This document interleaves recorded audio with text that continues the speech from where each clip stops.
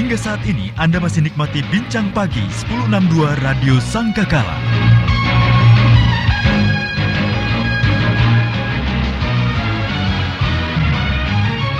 Dari Gereja Sangkakala Surabaya 1062 The Voice of Love. Shalom, selamat pagi kekasih Tuhan. Berjumpa kembali dengan saya Wahyu Widiawati dalam program Bincang Pagi edisi akhir pekan 25 April 2020. Apa kabar kekasih Tuhan? Pagi yang luar biasa dan siap untuk kembali belajar bertumbuh dalam kebenaran firman Tuhan ya. Anda masih tetap semangat ya bekerja dan belajar dari rumah, ibadah dari rumah.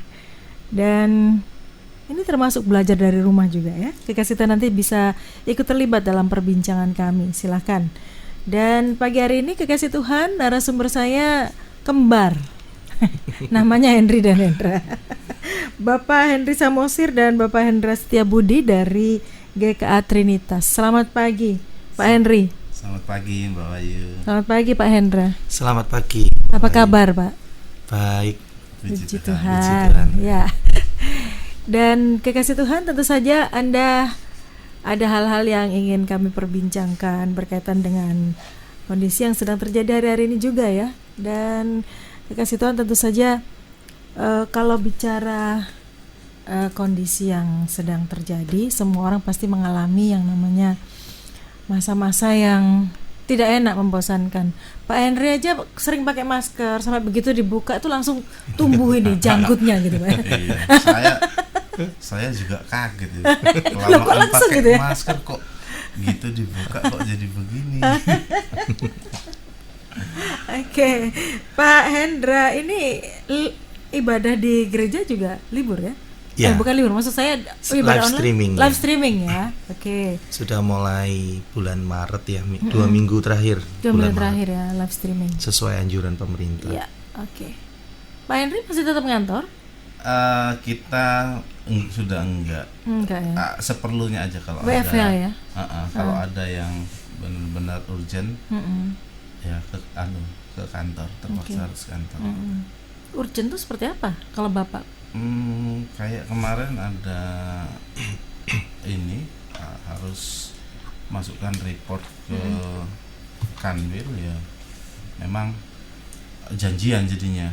Janjian kita ambil hari apa gitu ya.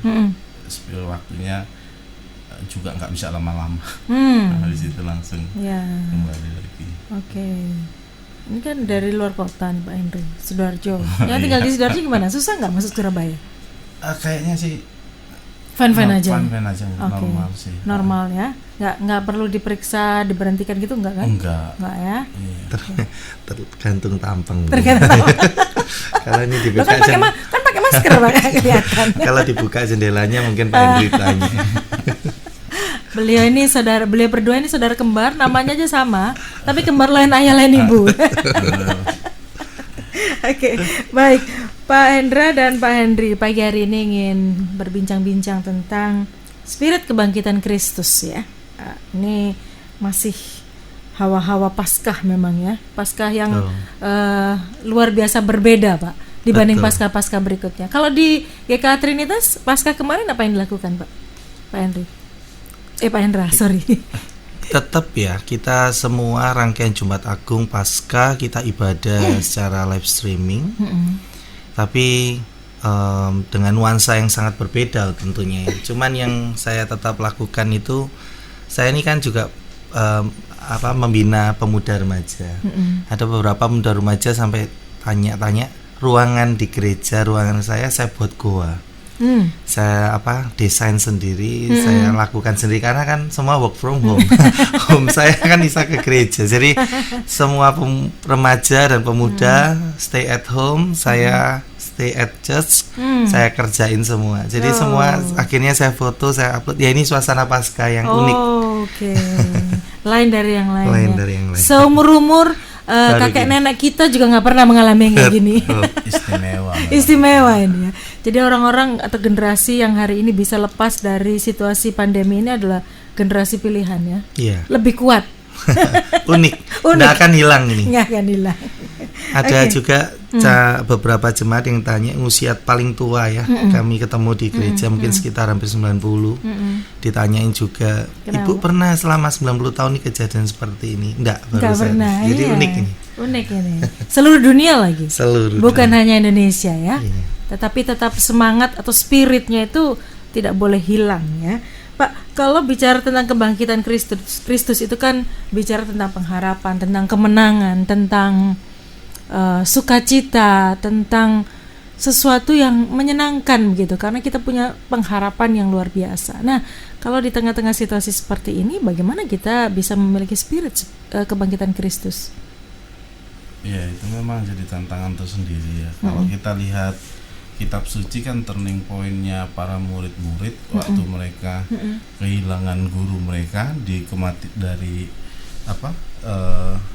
satu kejadian yang membuat mereka shock ya, nggak pernah mereka pikirkan sama sekali. Guru mereka harus mati, dan pada saat itu ya mereka kan, kita baca kitab suci sendiri, mereka kan hidup juga kan ini ya, kayak nggak ada pengharapan, mengurung diri begitu ya, nggak berani keluar, nggak berani ketemu orang, takut apa. Nah, momen kebangkitan itu kan menjadi titik balik kalau kita lihat di dalam catatan-catatan kitab suci, di mana keadaan mereka sebelumnya yang ya seperti itulah, seperti hopeless, nggak ada pengharapan. Kemudian mulai dari kebangkitan itu kita lihat semangat pemberitaan Injil, sampai Petrus berkhotbah ini ya di depan orang banyak, ribuan orang banyak. Terus ke depannya juga gereja berkembang. Nah, kita melihat memang spirit yang seperti inilah yang harusnya ada di tengah-tengah kita mengingat, merayakan kembali kebangkitan Kristus itu. Nah, itu tentunya kembali ke personal masing-masing nanti bagaimana ya. Ini kan apa yang kita alami sekarang ini kan sesuatu yang memang sesuatu yang tidak pernah kita bayangkan, kita duga. Kan presiden kita sendiri pun ngomong ya, ini sesuatu yang unpredictable banget gitu ya, nggak pernah kita duga-duga sebelumnya. Sampai dan semua kewalahan ya. Betul, kelabakan semua kan gitu. Nah, sampai negara adidaya saja kelabakan ini. Bener. Number one ini. Apalagi kita nggak pernah bayangkan, mungkin dari segi anggaran kita, katakanlah kita manajemen rumah tangganya baik begitu ya, keuangannya baik, terus kita buat alokasi dana untuk keperluan lain-lain. Saya rasa keperluan lain-lain ini nggak kebayang itu untuk seperti ini, keadaan seperti ini ya, gitu ya. Nah, ini kembali kepada kita bagaimana kita kemudian memaknai kebangkitan Kristus di dalam keadaan seperti sekarang ini, menjadi sesuatu yang kemudian membuat kita itu hidup seperti orang yang sungguh-sungguh punya pengharapan, karena memang kita punya pengharapan dalam Kristus itu. Selalu ada pengharapan. Amin. Di tengah-tengah situasi terburuk sekalipun ya. Oke. Pak Hendra, kalau bicara tentang kebangkitan Kristus itu kan itu hal yang basic kan ya, hal yang dasar yang harus dipahami, dimengerti oleh setiap kekasih Tuhan sebagai pengikut Kristus. Nah, bagi orang yang sudah lama ikut Tuhan Yesus, Pak, kebangkitan Kristus saya sudah dengar dari kecil gitu ya.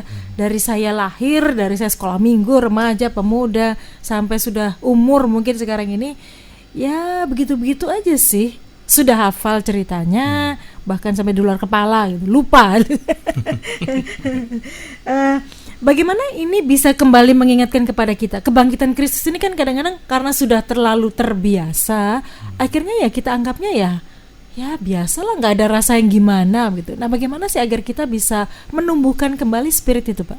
Iya, saya pikir begini, segala sesuatu yang menjadi tantangan orang Kristen yang memang sudah terlahir Kristen dalam tanda kutip ya, atau keluarga besar Kristen, adalah mereka mengerti cerita tetapi tidak pernah menghidupi cerita itu. Mengerti cerita tapi tidak pernah menghidupi. Jadi kalau kita ngomong tentang kebangkitan, kalau tadi Pak Henry mengatakan bahwa itu turning point ya sebenarnya iman. sebenarnya juga kalau kita mau bawa di dalam kondisi kita, apakah benar kebangkitan Kristus itu nyata dalam hidup setiap umat Kristen? Karena sebenarnya ini memang menjadi titik balik setiap orang ya. Karena kalau kita melihat, saya pernah berpikir, beberapa orang tanya seperti tadi Mbak Wahyu ya, pasca tahun ini bagaimana? Banyak orang, aduh kasihan ya kita pasca tertutup, kita live streaming, tidak bisa berjumpa satu dengan lain, atau yang biasanya gemerlapan atau dalam bertemu dengan hingar-bingar. Sekarang kita harus stay at home, ibadah dari rumah dan sebagainya. Saya malah memaknai begini, ini kejadian khusus ya.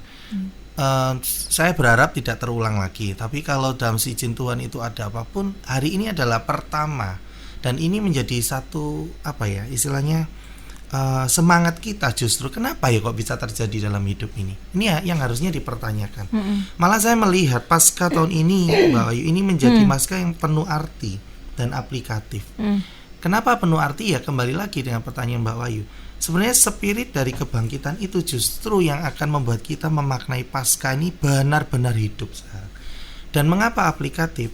Ya karena kita malah justru bukan hanya mengerti, sekarang mulai harus dipraktekkan di tengah situasi yang nyata.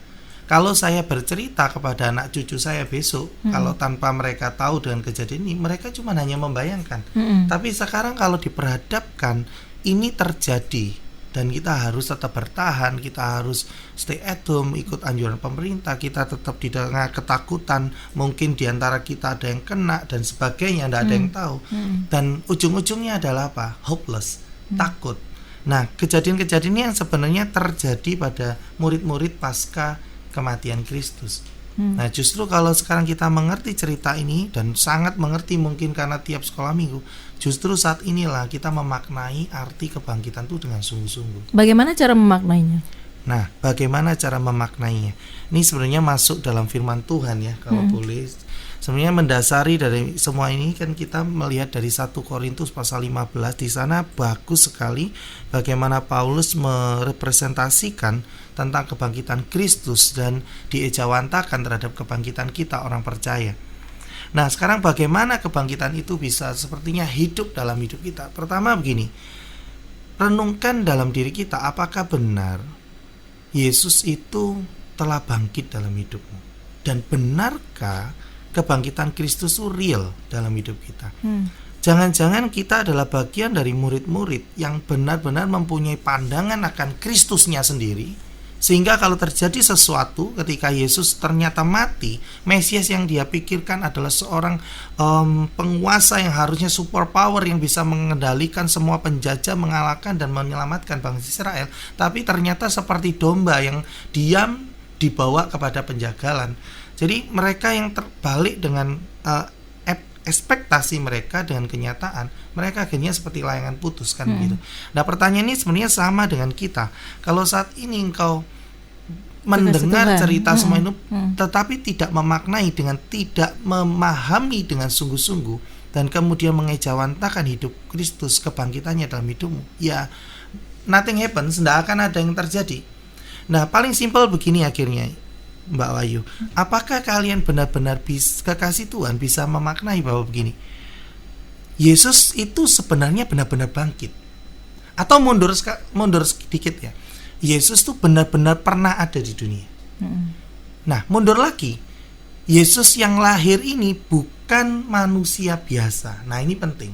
Akhirnya pertama dari dasar bahwa Yesus yang berbeda dengan manusia, ternyata dia adalah dari surga sendiri datang menjadi manusia, lalu kemudian hidupnya hanya untuk mati bagi kita.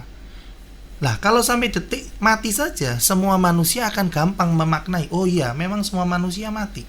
Akhirnya, wah memang nih Yesus sangat luar biasa dan sebagainya, tapi hanya mati. Nah, sekarang kita berbicara aspek supranatural, kejadian fenomenal yang kemudian apa? Nggak hanya berhenti mati, Yesus bangkit. Nah, kalau kemudian kita mengenal banyak teori tetapi nggak pernah membuktikan, dalam hati kita menjawab semua pertanyaan tentang yang fenomenal ini, supranatural ini, akhirnya kita akan terbawa cuman begini, oh kamu Kristen ya, kamu percaya Yesus bang? Ya percaya, hanya gitu aja. Tetapi benar enggak ketika ada pertanyaan tentang kebangkitan Kristus, apakah engkau benar-benar bisa meyakinkan dirimu? Ataukah engkau seperti Thomas yang sebelum melihat dan menyentuhkan, men-scan tangannya kepada tubuh Kristus, baru dia mengatakan, ya Tuhanku dan Allahku. Apa tandanya Yesus sudah bangkit dalam kehidupan kita? Apa tandanya Yesus sudah bangkit dalam kehidupan kita? Nah, bagi saya paling simpel gini Mbak Wahyu, ada aspek secara knowledge dengan aspek sebagai tindakan. Ya. Nah, kalau saya membawa dalam pertanyaan Mbak Wahyu ini, saya sebenarnya bersyukur dengan kehadiran Rasul Thomas. Banyak orang mengatakan Thomas ini adalah rasul peragu, begitu ya.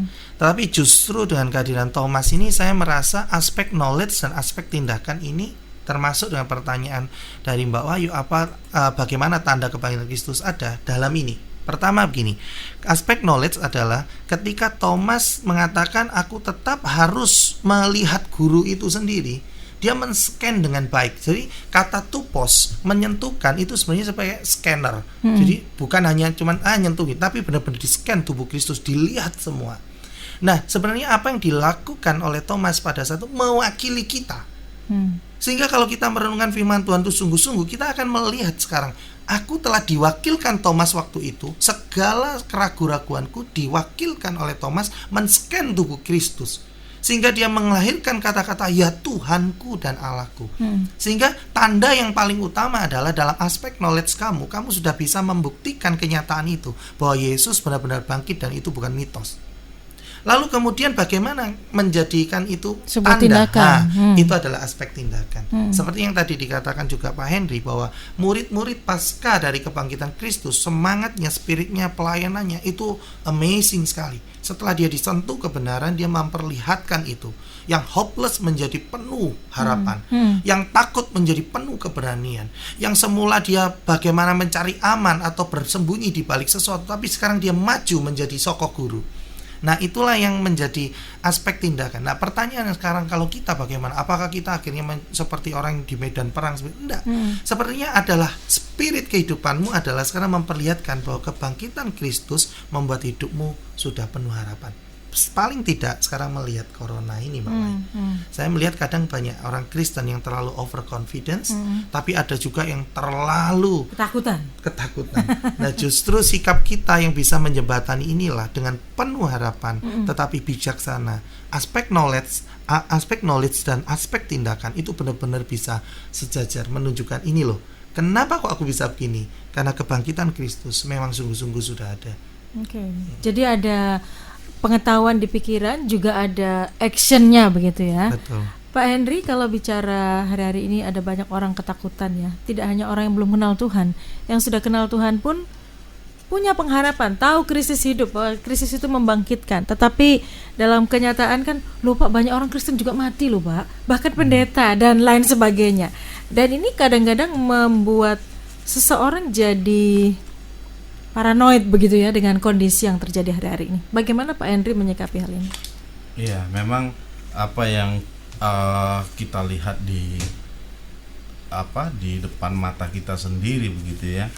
Makanya tadi kan saya senang istilahnya Pak Hendra, jangan terlalu overconfidence, tapi jangan juga kemudian menjadi takut berlebih, jadi paranoid, jadi apa segala macam gitu ya. Apa yang kita alami sekarang ini ya memang menjadi satu ujian nyata, saya boleh katakan begitu bagi kita. Sejauh mana pengenalan kita akan Kristus gitu ya, pengetahuan kita tentang Kristus itu di mata kita seperti apa sih, di pemahaman kita seperti apa sih gitu ya. Setelah itu selesai semua, ini istilahnya ujian prakteknya gitu. Langsung gitu kan.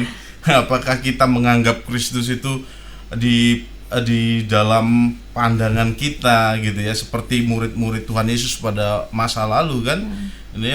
Dia melihat apa yang dilakukan Tuhan Yesus selama mereka bersama, hal-hal supranatural, spektakuler begitu ya. Bukankah kita juga sering melihat dan mendengar yang seperti itu. Nah, ketika kita diperhadapkan, kalau memang Tuhan ada, Tuhan masih sanggup, Dia Alfa dan Omega, tidak berubah dari dulu, sekarang, bahkan selamanya gitu ya. Kenapa kok kejadiannya seperti ini? orang Kristen pun mengalami. Kenapa kok orang mati karena corona gitu? Kenapa Tuhan itu mujizatnya nggak ini gitu ya? Di momen pasca Jumat Agung yang lalu anak saya nanya seperti itu. Jadi waktu cerita tentang Tuhan Yesus gitu ya, anak saya nanya gini, "Pak, kenapa Tuhan Yesus itu kok nggak ngelawan sih?" gitu ya. Dia waktu dia ditangkap sama prajurit itu. Saya bilang gini, Tuhan Yesus itu musuhnya itu bukan prajurit. Kalau musuhnya cuma prajurit yang bisa kelihatan mata aja, gampang itu, sekejap mata bisa dilawan. Tapi musuh Tuhan Yesus pada waktu itu adalah kematian dan maut. Dia harus mengalahkan itu. Lalu anak saya bilang, saya sempat tulis renungan seperti itu. Bukankah kita orang Kristen ini juga sering sekali melihat apa yang hanya kasat mata? Seperti anak saya begitu ya, ngelihat. Kenapa nggak dilawan tuh prajurit sih, Pak? Dia bisa membangkitkan orang mati kok. Kalau anak kecil bilang Yesus kan sakti gitu, Iya, harusnya Yesus, bisa. Apalagi papa ya cerita, Tuhan Yesus lebih hebat dari Spider-Man loh. Loh, itu loh prajurit kok nggak bisa dikalahkan gitu. Kan seperti itu kan? Nggak masuk di akal kita ya. Betul. Secara logika anak-anak. Logika anak-anak memang seperti itu kan. Apalagi cerita-cerita yang wah tentang Tuhan Yesus. Coba Superman bisa nggak seperti Tuhan Yesus? Nggak bisa kan? Nah, bukankah kita sering sebagai orang Kristen sering berpikir seperti itu gitu. Yang kasat mata, tapi perhatikan kita ada dalam keadaan seperti ini. Saya melihat tidak terlalu banyak orang Kristen yang bisa melihat sesuatu yang tidak kasat mata dari apa yang kita alami sekarang ini. Kuncinya di situ sebetulnya. Perhatikan banyak orang yang jadi selisih paham gara-gara corona, gitu ya. Ada yang bilang, ada yang mengklaim saya diperintahkan Tuhan untuk menghadapi corona. Yang satu nggak terima kan gitu kan? Akhirnya bertengkar. Sibuk mempertentangkan.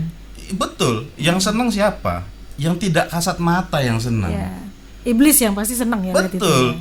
Jangankan corona, Petrus saja pernah dipakai iblis kok. Sampai Tuhan Yesus bilang apa? Enyahlah engkau iblis, engkau tidak mengetahui apa yang Tuhan kehendaki. Padahal ngomongnya kayaknya bagus, kayaknya care gitu ya. Betul, kelihatan care gitu. Hati-hati saya katakan di masa-masa seperti sekarang ini. Pertanyaan-pertanyaan itu banyak. Kenapa ya orang Kristen juga jadi korban apa segala macam gitu ya. Terus mujizat itu kok kayak nggak ada apa segala macam. Bukan itu yang lebih penting daripada ini. Bukan itu yang penting ternyata. Jadi apa yang penting? Tadi Pak Henry katakan bahwa musuh terbesar Yesus ketika dia harus naik ke kayu salib adalah kematian dan maut. Dan dengan kebangkitan Kristus, maut sudah dikalahkan. Betul. Nah, kalau maut sudah dikalahkan, kenapa harus ada kematian hari-hari ini secara fisik? Mungkin kekasih Tuhan berpikir begitu. Kalau maut sudah dikalahkan, kenapa harus ada sakit penyakit seperti sekarang ini? Sabar dulu, kami akan perbincangkan poin tersebut sesaat lagi.